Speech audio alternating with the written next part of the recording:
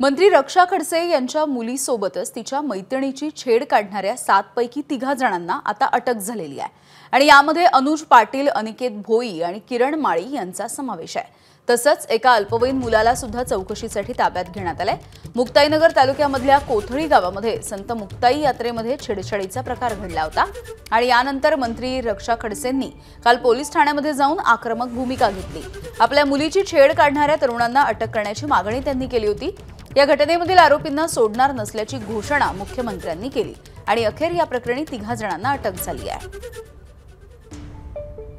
FIR दाखल झाल्यानंतर आतापर्यंत 3 आरोपींना अटक करण्यात आलेले आहे। 3 आरोपींचं नाव आहे अनिकेत भोई, किरण माली, अनुज पाटील आणि आणखीन एक चौथा आहे अल्पवयीन मुलगा आहे, त्याला देखील ताब्यात घेऊन त्यांच्या पुढील कारवाई करतायत आणि ओव्हरऑल एफआयआरमध्ये 7 लोकांचं नाव मेन्शन केले होते आणि 7 पैकी आता 4 झालेले आहे। उरलेल्या 3 साठी पण अटके करण्यासाठी आपला पोलीस टीम शोध चालू आहे।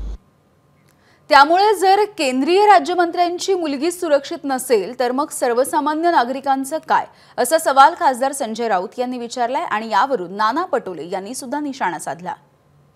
तुमच्या केंद्रीय मंत्र्यांची जर मुलगी सुरक्षित नसेल तर या राज्यामधल्या सामान्य घरातल्या लेकी बाळींची काय परिस्थिती आहे? नुसतं लाडकी बहीण, लाडकी बहीण, लाडकी बहीण, लाडका भाऊ, लाडका भाऊ, हां, हे असं नुसतं खुळखुळे वाजवून फार काळ तुम्हाला इथं राहता येणार नाही। रोज लाडका बहिणींचा विनयभंग होतो आहे। पण रक्षा खडसे यांच्या घरातल्या घटनेमुळे परत एकदा समोर आलं। काय केलं तुम्ही? काय करताय तुम्ही? महाराष्ट्रामध्ये एकीकडे लाडक्या बहिणीचं गुणगान गायलं जाते, गायलंच पाहिजे, पण लाडक्या बहिणी सुरक्षित नाही, केंद्रीय मंत्र्यांची मुलगी सुरक्षित नाही, त्यांना स्वतः पोलीस स्टेशनमध्ये जावं लागते आहे। या पद्धतीचा महाराष्ट्र माननीय राज्यपाल महोदयांच्या माध्यमातून मांडण्याचा प्रयत्न सरकार करते आहे का, हा प्रश्न या निमित्तानं निर्माण झालेला आहे। तर रक्षा खडसेंच्या मुलीसोबतच तिच्या मैत्रिणींची छेड काढणाऱ्यांवरती कठोर कारवाई करण्याची मागणी शिंदे गटानं पोलीस अधीक्षकांना एक निवेदन देऊन केली आहे आणि या सगळ्यांसोबत संवाद साधलाय आमच्या प्रतिनिधींनी।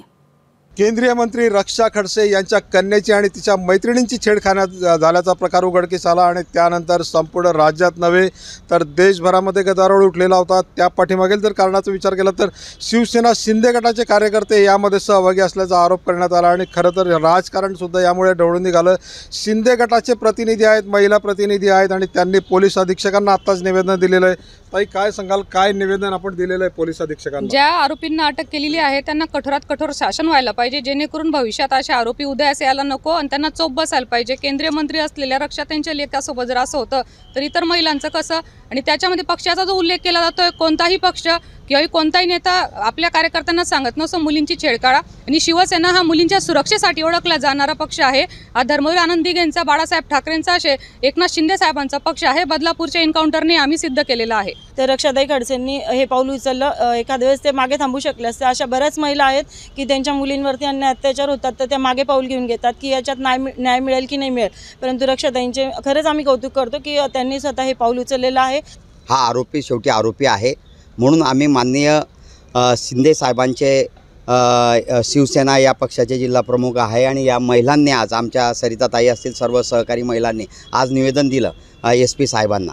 याच्यासाठीच दिलं की जो आरोपी असेल त्याला कडक कारवाई त्याच्यावरती झाली पाहिजे आणि कोणताही पक्ष असेल तो पक्षही त्याच्या कार्यकर्त्याला असं काही युवती असेल किंवा महिला असेल यांच्यावरती अत्याचार करण्यास कोणी सांगत नाही आणि आमचा पक्ष तर उलट महिलांच्या पाठीमागे, युवतींच्या पाठीमागे खंबीरपणे उभा राहतो। हे मागील काळापासूनची रेष आहे। या संपूर्ण घटनेमध्ये जर आरोपी शिंदे गटाचे जरी असले तरी त्यांच्यावरती कठोर शिक्षा व्हावी अशी मागणी यांनी पोलीस अधीक्षकांकडे केलेली आहे। चंद्रशेखर नेवे, ABP माझा, जळगाव।